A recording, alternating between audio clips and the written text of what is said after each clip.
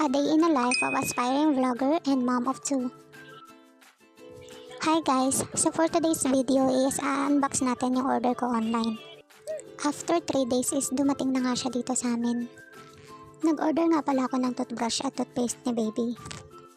Matagal ko na nga gusto mag-order nito online pero ngayon lang ako nakapaglakas ng loob para orderin na talaga siya.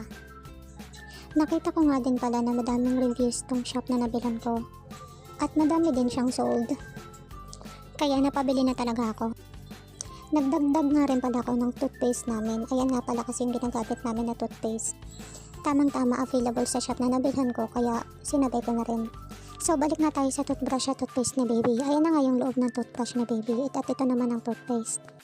Tamang-tama yung kulay na nabigay sa akin. Color blue kasi baby po yung baby ko. At strawberry naman yung available na toothpaste flavor. Excited na nga ako gamitin ng toothbrush para kay baby pero bago yan, ibababad ko muna siya sa mainit na tubig para safe bago gamitin ni baby. Ganun kasi ang ginagawa ko pag may mga bago kaming toothbrush sa bahay. Binababad muna namin sa mainit na tubig para safe bago gamitin. So nabukas ko na nga rin pala yung toothpaste nito ni baby at ayan na nga pala yung itsura niya sa loob. Ayan lang naman for today's video. Bye bye!